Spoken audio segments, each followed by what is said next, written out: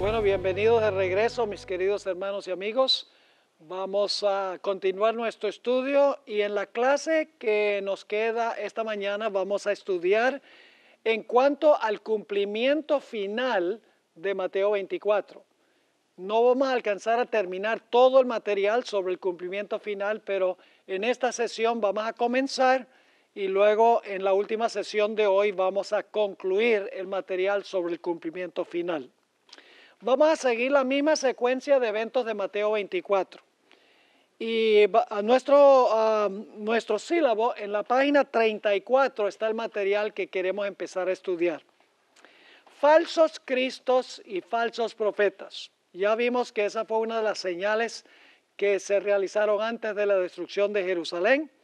Note lo que dice la sierva del Señor en Deseo de todas las gentes, página 585. Se levantaron falsos profetas que engañaron a la gente y llevaron a muchos al desierto. Magos y hechiceros que pretendían tener un poder milagroso arrastraron a la gente en pos de sí a las soledades montañosas. Y ahora noten lo que ella dice. Pero esta profecía fue dada, ¿para cuándo? También para los últimos días. ¿Se van a levantar falsos profetas en los últimos días? ¿Se han levantado falsos profetas? Aquí les menciono solamente algunos. David Koresh. ¿Se recuerdan de David Koresh en Waco, Texas? Tenemos a Jim Jones en Guyana, que decía que era la encarnación de Cristo. José Luis de Jesús Miranda, no sé si ustedes han oído hablar de ese individuo, un puertorriqueño con sede en Miami, creo que murió, si no me equivoco. Su púlpito tenía escrito SSS, que equivale a 666, y animó a sus seguidores que se colocaran un tatuaje con el número 666. Pretendía ser el Cristo. Y lógicamente todos los papas de Roma profesan ser representantes de Cristo en la tierra. Así que esta señal se está cumpliendo y vamos a encontrar que más y más se va a intensificar en su cumplimiento. Ahora, ¿qué tal guerras, pestilencia, terremotos y hambres? Nuevamente leo del Espíritu de Profecía, Eventos de los Últimos Días, página 24. En las escenas finales de la historia de esta tierra, la guerra prevalecerá. ¿Habrá qué más? Epidemias. ¿Qué son epidemias? Enfermedades, ¿verdad? Pestilencia. Habrá epidemias, mortandad y ¿qué más? Hambre. ¿Eso está en Mateo 24? ¿Cómo no? Las aguas del abismo rebosarán sus límites. Incendios e inundaciones destruirán la propiedad y la vida. Debiéramos estar alistándonos para las mansiones que Cristo ha ido a preparar para los que le aman. Así que noten que ella dice que va a haber guerra, va a haber epidemias, mortandad, hambre, incendios, inundaciones. Muy parecido a las señales que vimos en Mateo 24. En Eventos de los Últimos Días, página 27, dice ella también, aumentarán las hambrunas, las pestilencias barrerán a miles. A nuestro alrededor hay peligros procedentes de las potencias externas y de las operaciones satánicas de adentro. Pero ahora se está ejerciendo el poder restrictivo de Dios. Es decir, que ahora Dios está reteniendo a través de los 4 ángeles los vientos. Y cuando se suelten los vientos, ella dice que la imaginación más fecunda no puede alcanzar a discernir lo que va a pasar. Va a suceder lo mismo que pasó en Jerusalén. Es inconcebible para la mente humana pensar que esa condición podría alcanzar a todo el mundo. Y luego entonces tenemos esta cita de la hermana White, Conflicto de los Siglos 575 y 576. Dice la sierva del Señor, el objeto de Satanás consiste en hostigar a las naciones a hacerse, ¿qué cosa? Mutuamente la guerra. Ahí está una de las señales de Mateo 24. Pues de este modo puede distraer los espíritus o las mentes de los hombres de la obra de preparación necesaria para subsistir en el día del Señor. Al par que se hace pasar ante los hijos de los hombres como un gran médico que puede curar todas sus enfermedades, Satanás producirá ¿qué cosa? Ve, ahí están las epidemias, enfermedades y desastres, al punto que ciudades populosas sean reducidas a ruinas y desolación. Escuchen bien, todavía no hemos visto eso, ciudades populosas reducidas a ruinas y desolación por enfermedades, dice ella, epidemias. Sigue diciendo, ahora mismo está obrando, ejerce su poder en todos los lugares y bajo mil formas, en las desgracias y calamidades de mar y de tierra, en las grandes conflagraciones, esas son guerras grandes, en los tremendos huracanes y en las terribles tempestades de granizo, en las inundaciones, en los ciclones, en las mareas extraordinarias y en los ¿qué?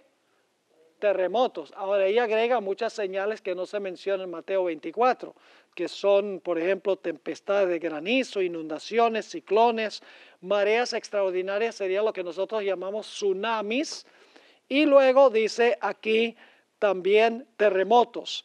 Luego sigue diciendo en cuanto al hambre, destruye las mieses casi maduras, y a ellos siguen, ¿qué cosa?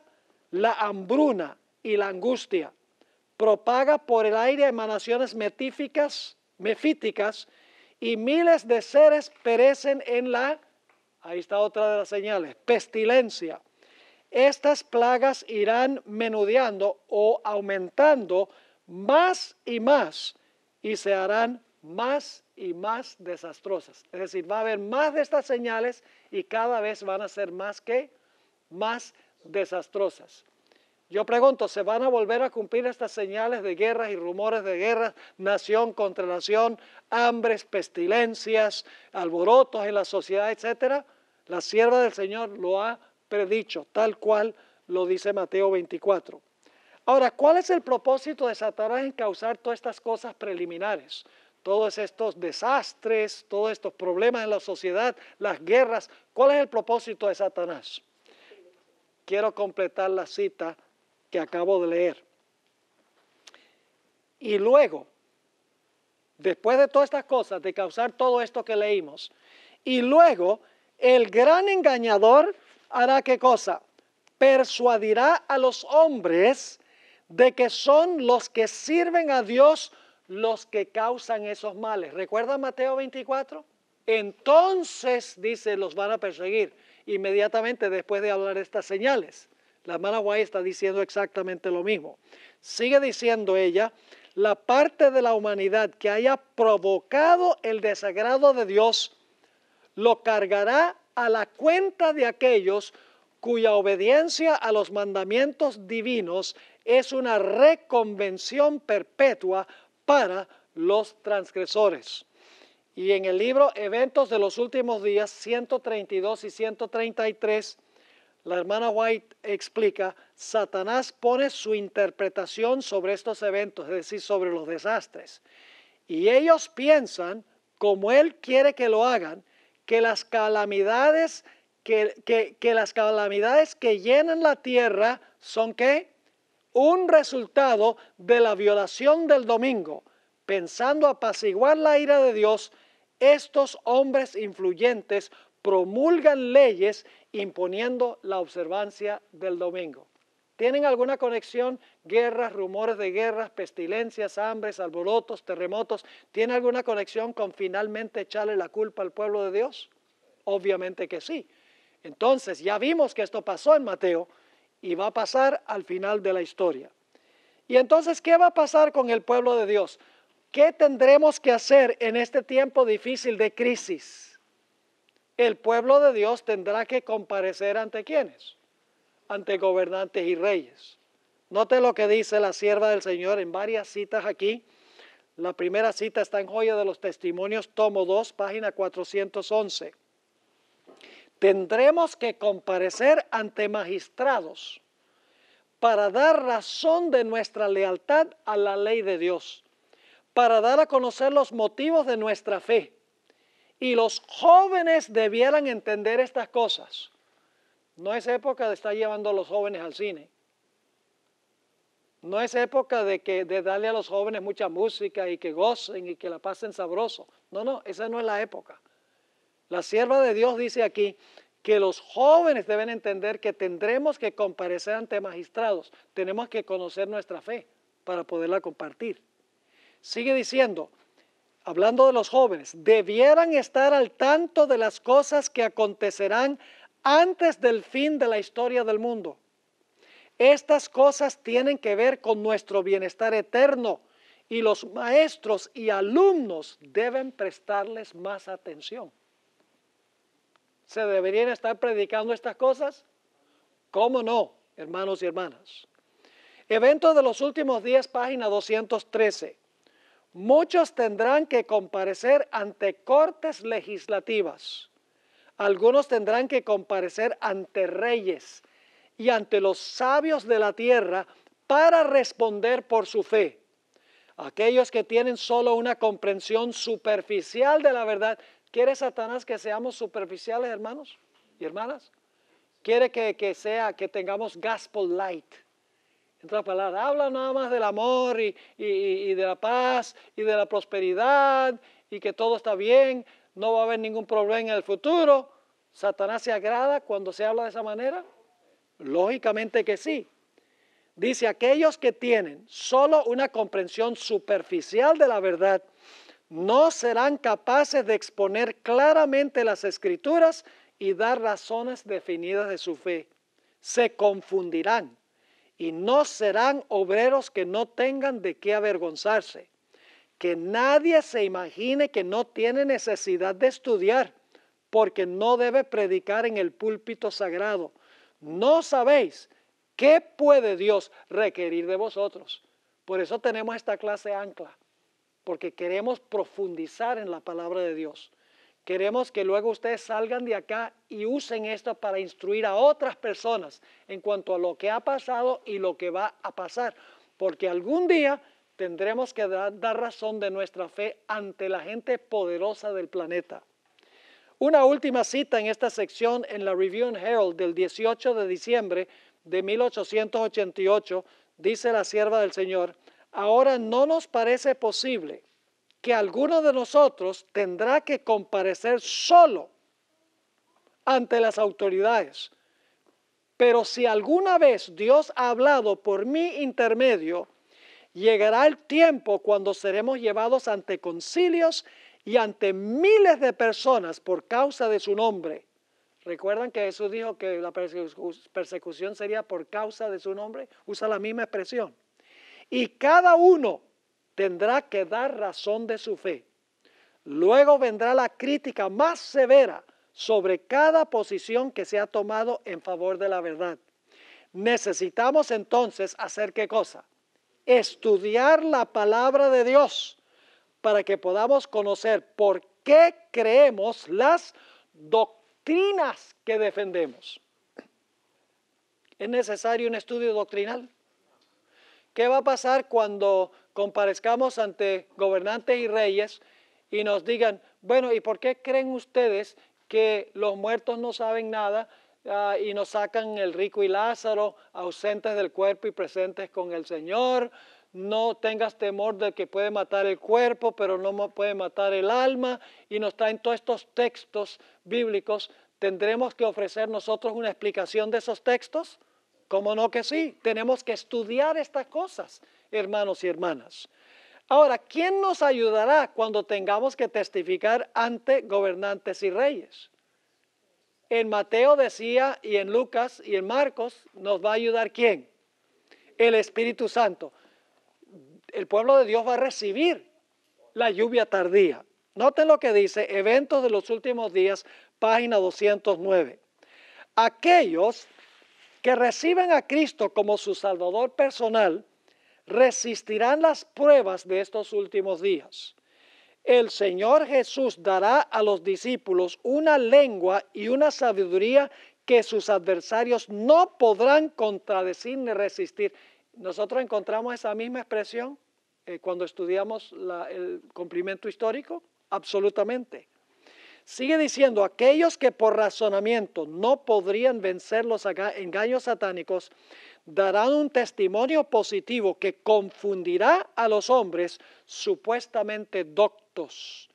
De los labios de los iletrados saldrán palabras con tal poder convincente y sabiduría que se producirán conversiones a la verdad.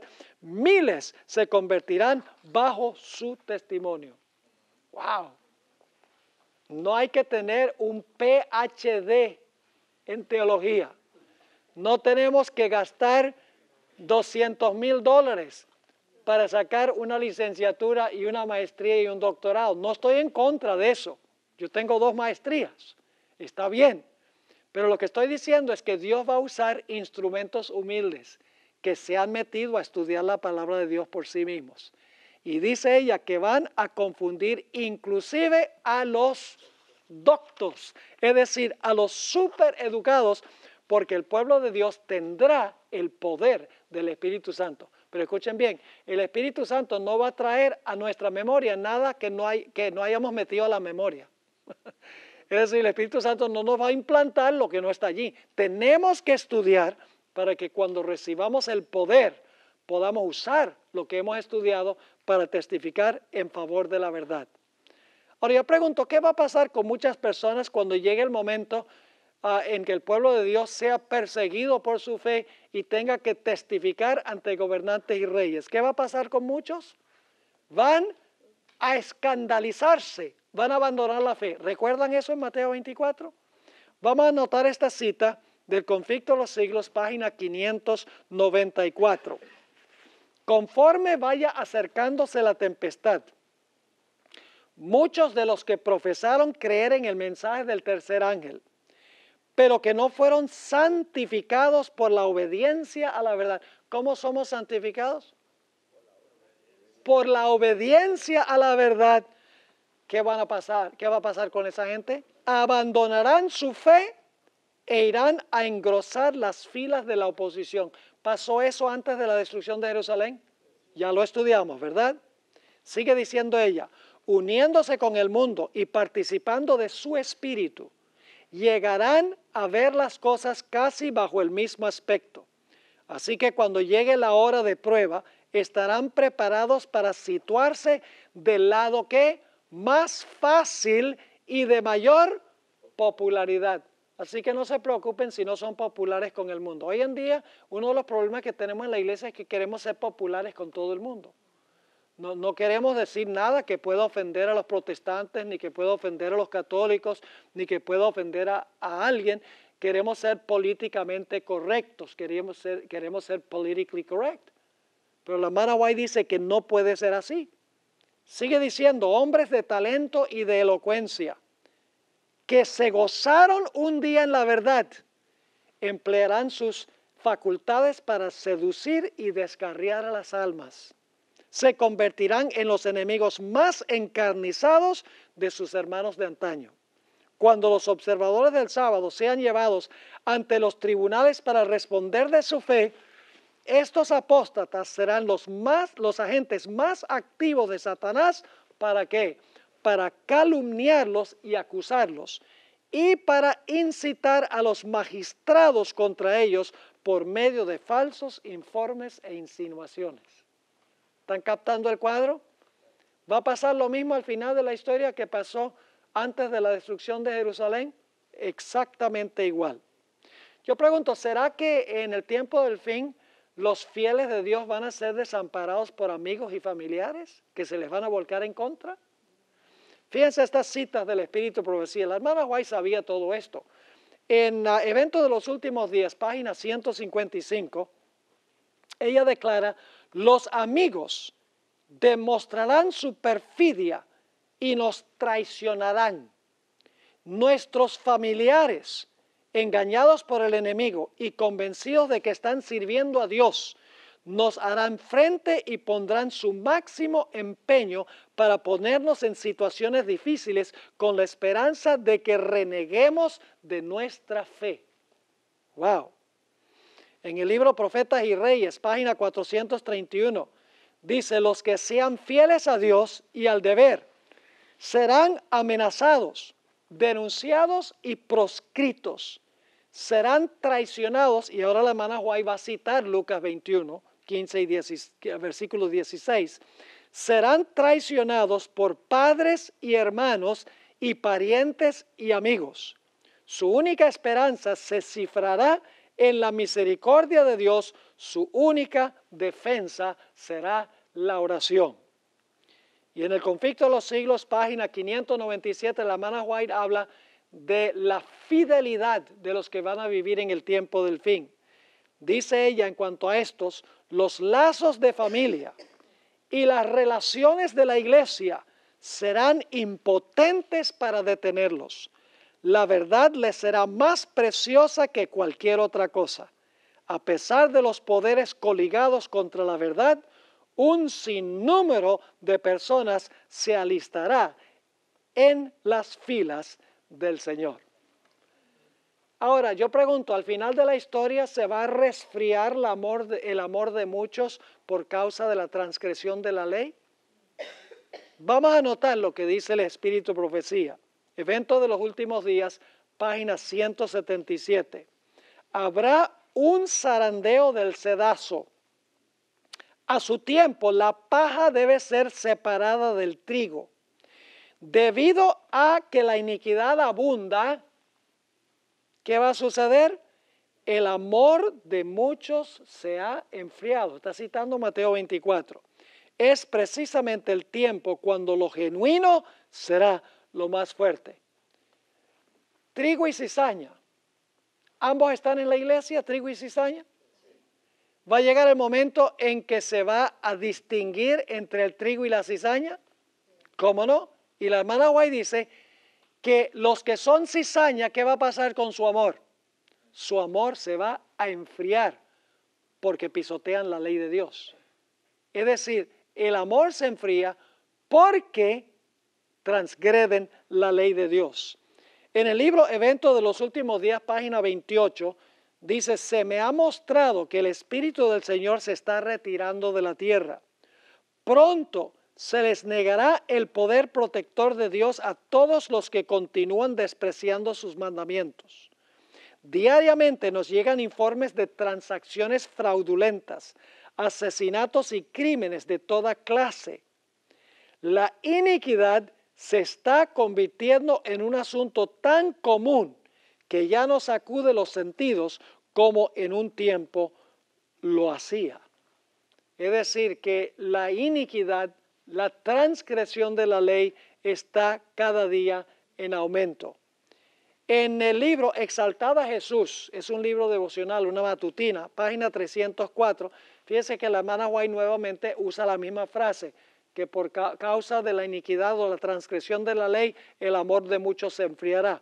Dice así, en el Monte de las Olivas, el Señor Jesús declaró categóricamente que por haberse multiplicado la maldad, la caridad de muchos se resfriará. Ahora fíjense a qué se refería Jesús. Habla de una clase de personas que ha caído de un alto estado de espiritualidad. ¿Una vez fueron fieles hijos de Dios, sí o no, estas personas? Sí, porque dice que han caído de un alto estado de espiritualidad. Penetren en los corazones estas declaraciones con poder solemne y escrutador. ¿Dónde están el fervor y la devoción a Dios que corresponden a la grandeza de la verdad que aseveramos creer?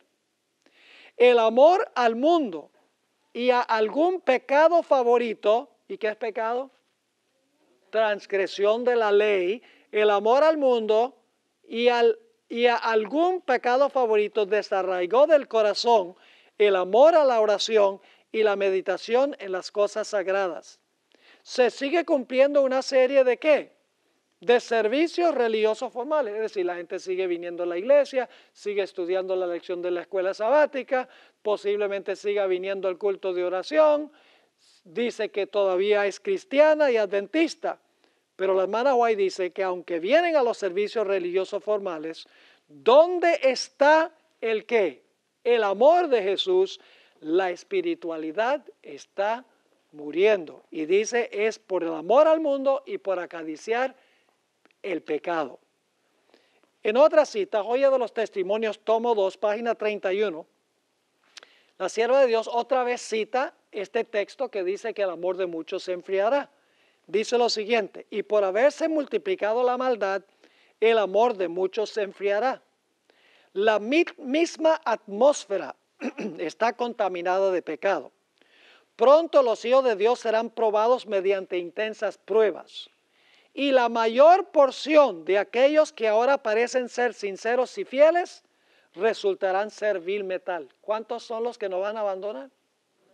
La vasta mayoría, dice ella. Ahora, si nos van a abandonar es porque estaban con nosotros, ¿sí o no? Sigue diciendo: en vez de ser fortalecidos y confirmados por la oposición, las amenazas y los ultrajes se pondrán cobardemente del lado de los opositores. ¿Qué es lo que no quiere resistir esta gente? Dice, ellos no quieren sentir oposición, amenazas y ultrajes. Y por lo tanto, ¿qué prefieren hacer? Dice que toman cobardemente el lado de sus opositores.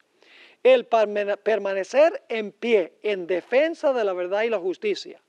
Cuando la mayoría nos abandone, ¿cuántos nos van a abandonar? La mayoría, dice ella. El pelear las batallas del Señor cuando los campeones sean pocos. Esta será nuestra prueba. En este tiempo debemos obtener calor de la frialdad de los demás, valor de su cobardía y lealtad de su traición. Qué tremenda cita. Así que se va a resfriar el amor de muchas personas, ¿sí o no? Por causa de amar al mundo y por causa de la transgresión de la ley. Y luego entonces viene el llamado a la paciencia o a la perseverancia. Yo pregunto, ¿va a necesitar el pueblo de Dios perseverar en la fe? Porque el versículo anterior dice que muchos van a abandonar la fe. Por eso Jesús dice, ¿tú necesitas qué? Asegúrate de que vayas a perseverar. Y la razón por la cual hay que perseverar es por tres problemas que va a haber. Número uno, va a haber engaños por parte de los falsos creyentes. Número dos, va a haber persecución. Y número tres, va a haber un resfriamiento del amor. Y por eso Jesús dice, estas tres cosas no permitas que afecten tu fe. Persevera a pesar de los engaños, a pesar de la persecución y a pesar del enfriamiento del amor.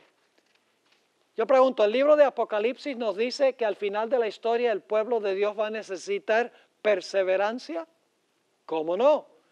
Apocalipsis el capítulo 14 y el versículo 12, tristemente la palabra griega no se traduce correctamente, la palabra griega hupomoné, que significa perseverar.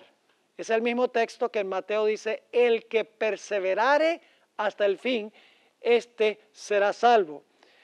Dice en Apocalipsis 14, 12, aquí está la perseverancia de los santos, los que guardan los mandamientos de Dios y ¿qué? Y la fe de Jesús. ¿Y saben dónde aparece esa declaración? Si ustedes leen Apocalipsis 14, 9 al 11, los versículos que vienen inmediatamente antes de esto, habla sobre la prueba de la bestia, su imagen y su marca. Después de hablar de la bestia, su imagen y su marca, inmediatamente después dice, pero Dios va a tener un pueblo que tiene la perseverancia de los santos, que guarda los mandamientos de Dios y tiene la fe de Jesús. Es decir, Dios va a tener un pueblo que va a perseverar en medio de la tribulación final. Esta paciencia se ilustra en una parábola que contó Jesús, la parábola de la viuda persistente. Si ustedes leen Biblias, van a encontrar que el subtítulo dice que esta parábola se llama la parábola del juez injusto. Pero me parece que ese no es un buen título para esta parábola, porque la parábola no es en cuanto al juez, es en cuanto a una viuda persistente. Yo le digo la parábola de la viuda persistente. Esta parábola se aplica especialmente a los últimos días. Y usted dice, ¿cómo sabemos eso? Porque inmediatamente antes de la parábola, Jesús venía hablando de los días de Noé y los días de Lot, así será la venida del Hijo del Hombre. Es decir, inmediatamente antes de la parábola, Jesús está hablando de la segunda venida. Y la parábola termina con una pregunta, cuando venga el Hijo del Hombre, ¿hallará fe en la tierra? Es decir, la parábola se encuentra entre dos referencias a la segunda venida. Se aplica a los que van a estar viviendo en el tiempo del fin y la paciencia que van a necesitar. Vamos a leer esta parábola y la interpretamos rápidamente. También le refirió Jesús una parábola sobre la necesidad de orar siempre y no ¿qué? Y no desmayar. Podríamos decir la necesidad de perseverar en la oración. No desmayar significa perseverar. Ahora, noten el versículo 2, diciendo, había en una ciudad un juez. El juez representa a Dios. Y usted dice, no puede ser, pastor, porque dice que el juez ni temía a Dios ni respetaba a hombre. Pero por ahora quiero que recuerden que el juez representa a Dios, a pesar de que dice aquí que no temía a Dios ni respetaba a hombre. Y le voy a explicar en un momento en qué sentido es esto. Versículo 3. Había también en aquella ciudad una viuda. ¿Qué representa una mujer simbólicamente en la Biblia? Una mujer simbólicamente representa la iglesia, ¿verdad? Esta es una mujer. Si es una mujer ramera, ¿qué clase de iglesia representa? Una iglesia que se ha prostituido, una iglesia caída. Aquí es una mujer ¿qué? Viuda. Es decir, es una mujer que, vamos a leer la historia, ha perdido todo apoyo humano, ha perdido todo lo que tiene. Yo pregunto, ¿va a llegar un momento en la historia cuando la iglesia, cuando los fieles de Dios van a perder todo lo que tienen? Sí, esto está hablando de la condición del pueblo de Dios al final de la historia cuando han perdido todo apoyo humano. Han perdido casas, han perdido familia, han perdido dinero, han perdido carros, han perdido su ropa, han perdido su libertad. Lo único que no han perdido es la vida. Eso representa esta viuda. Así que la viuda representa el pueblo de Dios en el tiempo del fin que ha perdido todo. El juez representa a Dios. Ahora sigue diciendo que esta viuda venía al juez. Es persistente, es decir, es perseverante, no desmaya.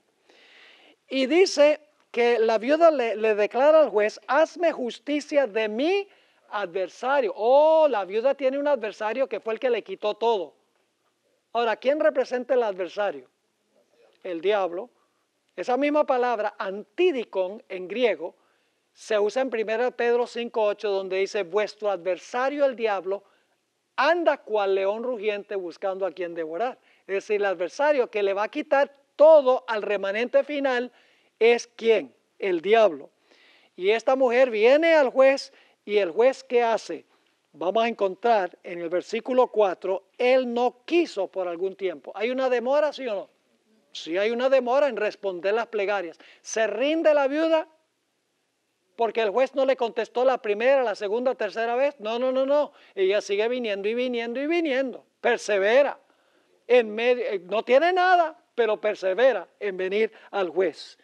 Así que dice, él no quiso por algún tiempo, pero después de esto dijo dentro de sí, aunque ni temo a Dios ni tengo respeto a hombre, sin embargo, porque esta viuda me es molesta, le haré justicia, no sea que viniendo de continuo me agote la paciencia. Es decir, el juez dice, le voy a dar a la viuda lo que ella está pidiendo para quitármela de encima porque ya me tiene cansado. Ahora dice, ¿cómo puede eso representar a Dios? Representa a Dios a manera de contraste. Vamos a notar la interpretación que Cristo mismo dio de la parábola. Noten el versículo 6. Y dijo el Señor, oíd lo que dijo el juez injusto. Ahora viene Jesús a explicar lo que significa la parábola. ¿Y acaso Dios no hará justicia? ¿Quién representa al juez? ¿A Dios? ¿El juez finalmente hizo justicia, sí o no? Aquí dice, ¿y acaso Dios no hará justicia a quiénes? A sus escogidos. ¿Qué representa la viuda? A los escogidos. Yo pregunto, en Mateo 24 se mencionan los escogidos pasando por un tiempo de angustia terrible. La misma palabra escogidos. Así que dice, oíd lo que dijo el juez injusto. ¿Acaso Dios no hará justicia a sus escogidos? ¿Los escogidos también van a clamar día y noche a Dios?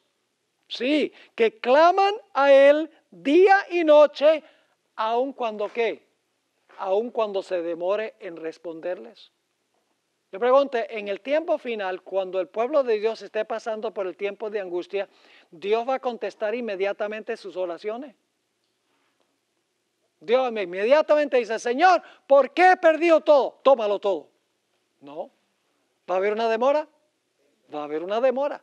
El pueblo de Dios va a clamar ¿qué? Día y noche. Pero finalmente yo pregunto, ¿el juez le hizo justicia a la viuda? Finalmente Dios le va a hacer justicia al pueblo de Dios y le va a devolver lo que tenían con creces y los va a vengar de su enemigo Satanás. ¿Cómo no?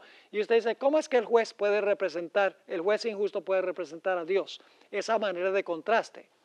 Lo que está diciendo Jesús es, si un juez injusto, que ni teme a Dios ni a hombre, le responde las plegarias a una viuda por quitársela de encima, ¿cuánto más Dios va a responder las plegarias de su pueblo porque los ama?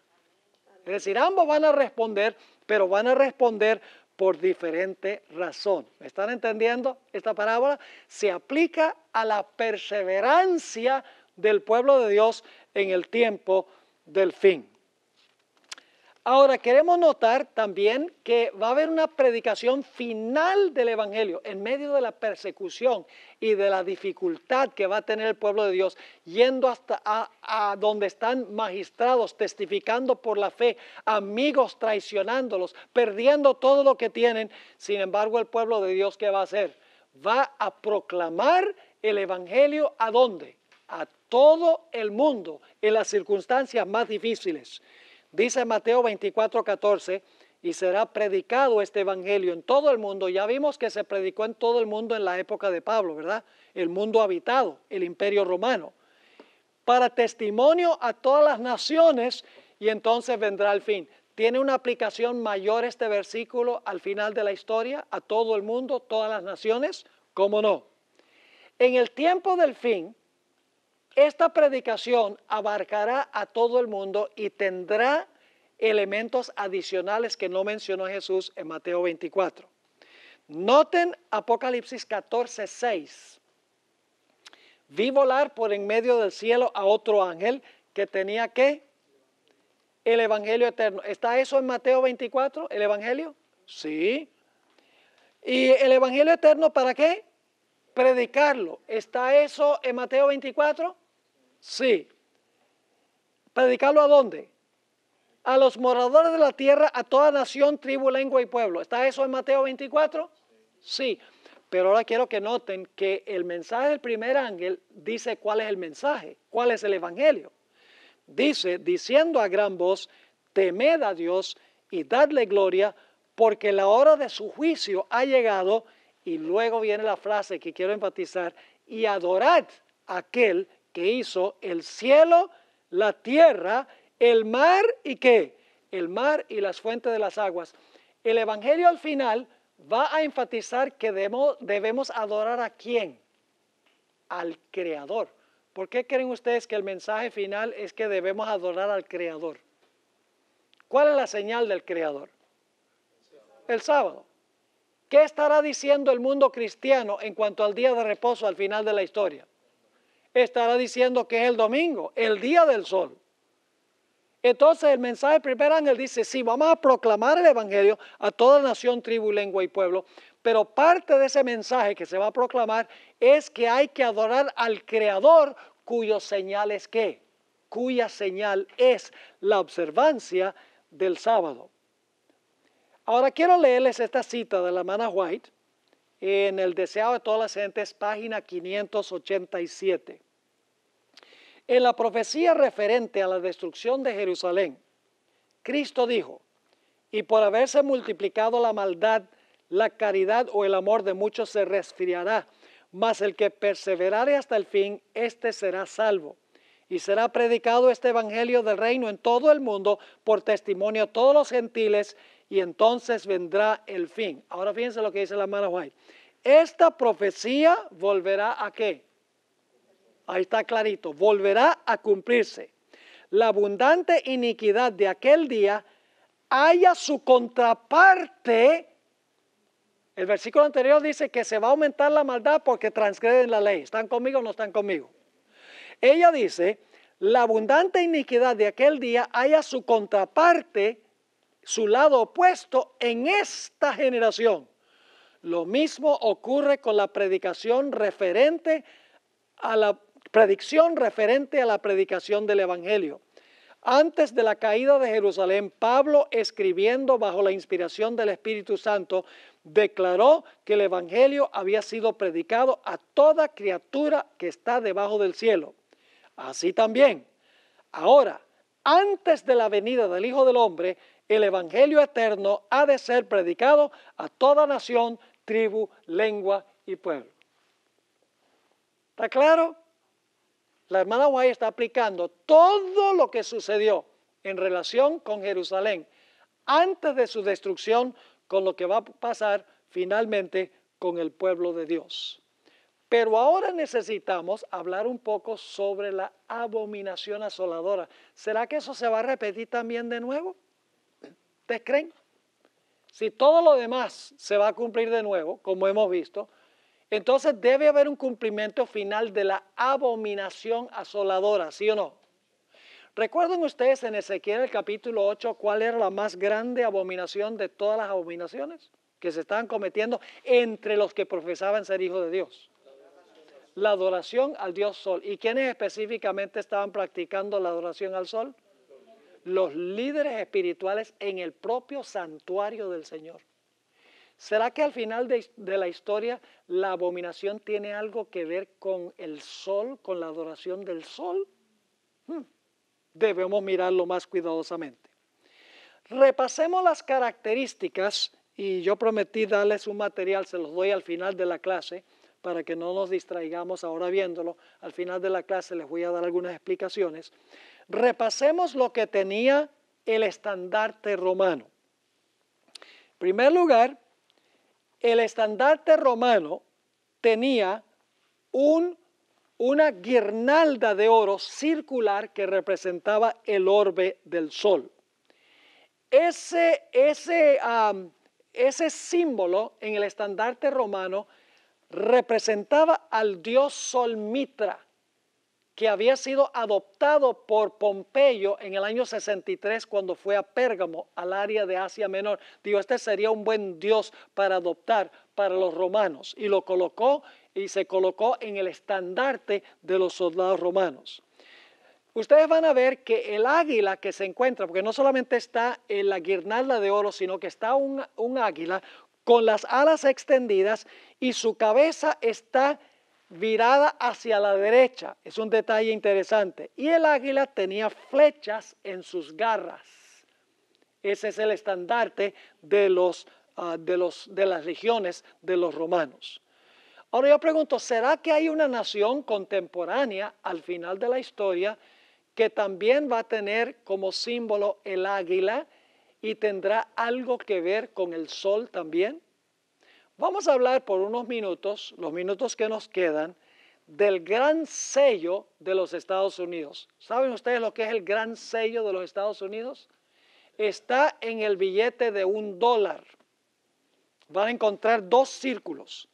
Esos dos círculos son los dos lados del gran sello solar, digo yo, de los Estados Unidos. Ahora vamos a notar algunos detalles en cuanto a este sello que se encuentra en el billete de $1. Usted dice, bueno, eso está en un billete de $1, ¿qué tiene eso que ver? Vamos a ver algunos detalles. En primer lugar, los Estados Unidos sabemos que adoptaron esta insignia oficial directamente de los romanos. Sabemos que los fundadores de los Estados Unidos dijeron, vamos a tomar esta insignia directamente de las legiones romanas. Quiero que noten algunas cosas interesantes en cuanto a este gran sello. El gran sello es el emblema oficial de los Estados Unidos. Todas las proclamaciones y los documentos judiciales, legislativos y ejecutivos contienen este sello que autentica y certifica todos los actos oficiales del gobierno federal. Eso es muy importante. En otras palabras, cualquier declaración judicial, legislativa, ejecutiva tiene que tener este sello oficial de los Estados Unidos. Yo pregunto entonces, ¿será que la ley dominical va a tener el sello oficial? Obviamente que sí. El sello debe aparecer también en todas las leyes y los estatutos de la nación. Y ustedes tienen la referencia ahí de un libro donde dice explícitamente la historia de la bandera de los Estados Unidos y de sus insignias. Ahora, hablemos un poco de la adopción que se hizo de este sello. Los que firmaron la Declaración de Independencia de los Estados Unidos en 1776, inmediatamente acordaron que necesitaban una insignia oficial que representara la soberanía de los Estados Unidos, la recién establecida nación. Y por eso fue que el 4 de julio de 1776, el mismo día que se firmó la Declaración de Independencia, se nombró lo que se conoce como el Comité del Gran Sello de los Estados Unidos para crear un sello que representara esta nación.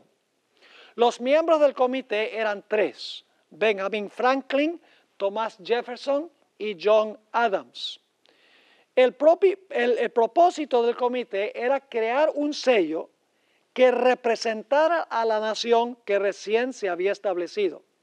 Benjamin Franklin sugirió que se debía adoptar un pavo, y la razón es que cuando los peregrinos llegaron, ustedes saben, Thanksgiving se come pavo. Gracias a Dios que los otros dos no aceptaron la propuesta de Benjamin Franklin, porque un pavo como emblema nacional de los Estados Unidos para mí es un poco cuestionable.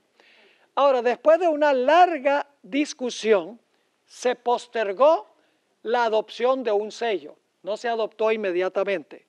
Después de varias reuniones, específicamente 3 reuniones, el 28 de junio de 1782 se adoptó el sello que en el presente se halla en el billete de $1.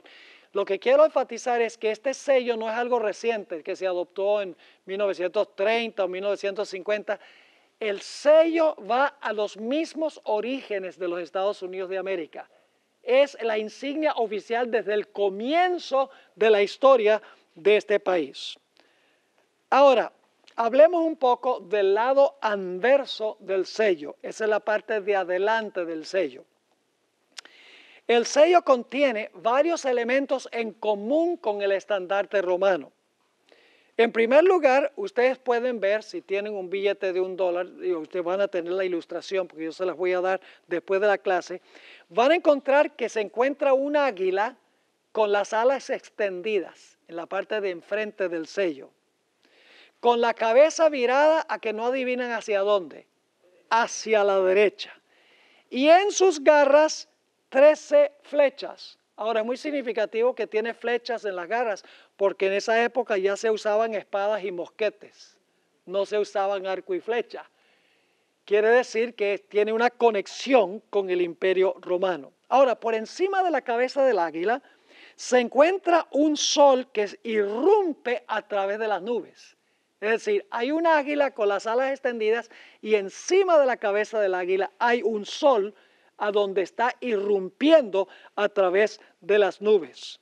Inmediatamente notamos la similitud con el estandarte romano, que tenía una águila con las alas extendidas y una guirnalda dorada circular que representaba el sol.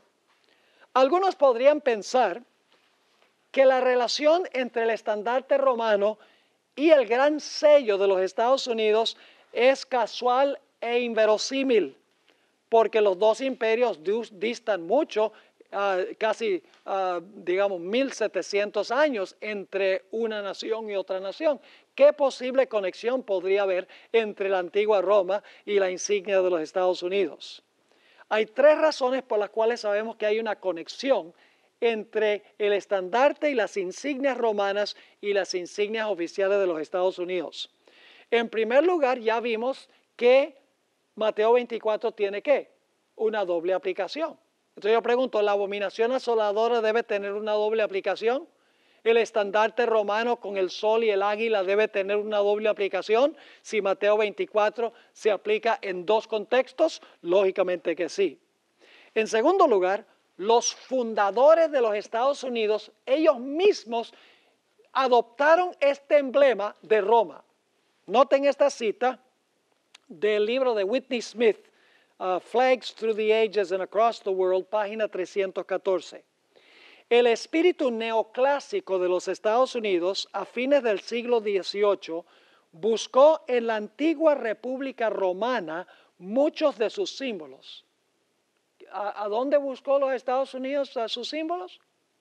Dice aquí, buscó en la antigua República Romana muchos de sus símbolos, incluyendo el nombre de la Cámara Alta del Congreso. ¿Cómo se llama la Cámara Alta del Congreso? ¿Y eso de dónde viene? Senado. De Roma. En Roma se introdujo el águila como un símbolo republicano, no del Partido Republicano, sino del estilo de gobierno que es república. En Roma se introdujo el águila como un símbolo republicano, por lo tanto, los americanos escogieron el águila nativa como emblema nacional en 1782. Los fundadores dicen, nosotros adquirimos este simbolismo ¿de dónde? De Roma. Y Mateo 24 tiene una doble aplicación. Elena G. de White, vamos a encontrar más adelante, también hace la conexión. Elena G. de White dice, como los estandartes romanos rodearon la ciudad de Jerusalén y los romanos le rindieron culto a esta águila que tenía un sol, dice que cuando se proclame en los Estados Unidos la ley dominical, el pueblo de Dios verá esa señal, huirá, porque está próxima a cerrarse la puerta de la gracia. La hermana White conectó los emblemas nacionales de los Estados Unidos con el sitio de la ciudad de Jerusalén en el antaño. Ahora, la relación entre los dos emblemas también se puede observar en las inscripciones que contiene el sello. Aquí tenemos otra evidencia de que este sello viene de Roma. Ustedes dicen, ¿por qué? Por encima de la cabeza del águila se hallan las palabras e pluribus unum, que significa de los muchos uno. ¿En qué idioma es e pluribus unum? En latín, porque sería en latín. ¿De dónde viene el idioma latín? Para ese tiempo era un idioma muerto. Viene de el Imperio Romano. Y luego encontramos estas palabras que están en latín. La historia demuestra también que los Estados Unidos adquirió muchos de sus conceptos del sistema legislativo y judicial de la antigua Roma. Ahora tenemos que mirar también el lado reverso del sello, la parte de atrás del sello, porque el sello tiene dos lados, la medalla tiene dos lados. En el lado reverso aparece el ojo de la providencia, un ojo bien grande. Otra vez rodeado ¿por qué? Por los rayos del sol. Me da la impresión de que ellos querían enfatizar algo relacionado con el sol en este sello. En el lado reverso aparecen dos inscripciones adicionales en latín, el idioma oficial del Imperio Romano. El primero es Anuit Queptis, que significa Él ha favorecido lo que hemos emprendido. La segunda inscripción es Novus Ordo Seclorum, que se podría traducir un nuevo orden mundial. ¿Y ustedes creen que esa idea de un nuevo orden mundial es algo reciente? Está en el sello de los Estados Unidos. Así que desde los mismos principios de la nación existía la idea de establecer un nuevo orden mundial dirigido y ejemplificado por los Estados Unidos. Ustedes verán también en el lado reverso que aparece una pirámide inconclusa que tiene 13 niveles. Esto indica que la empresa que habían emprendido los fundadores no estaba, ¿qué? Completa todavía.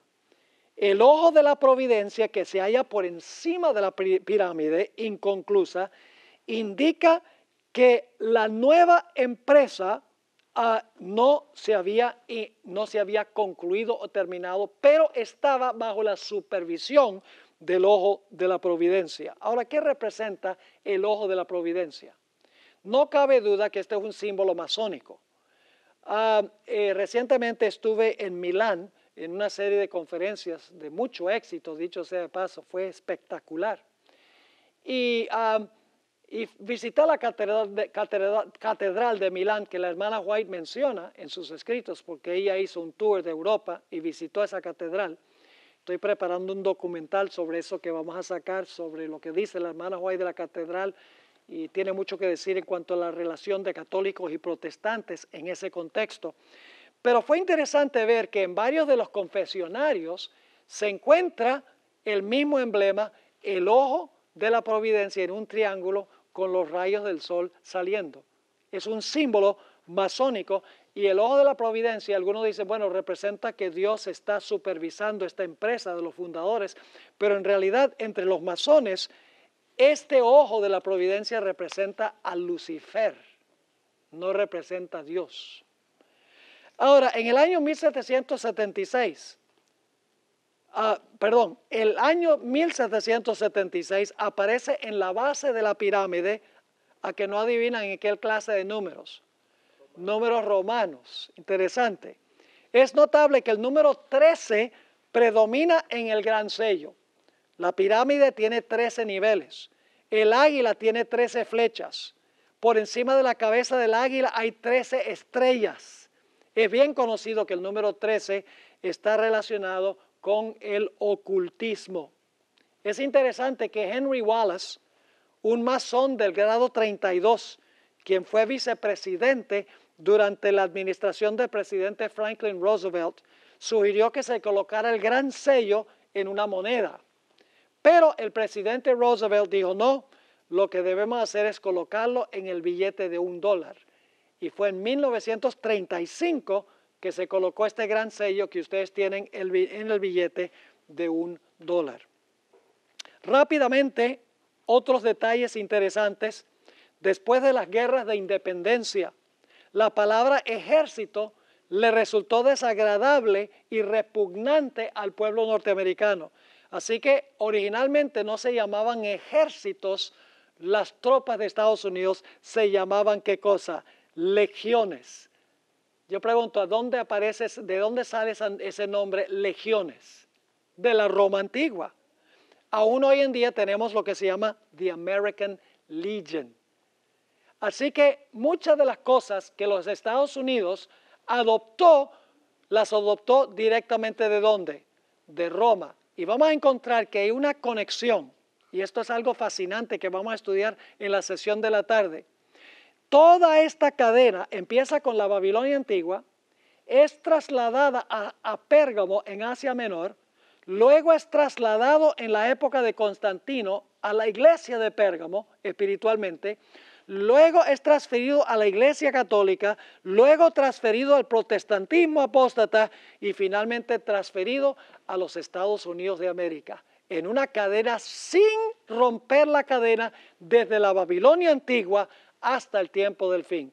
Ese será el estudio de esta tarde.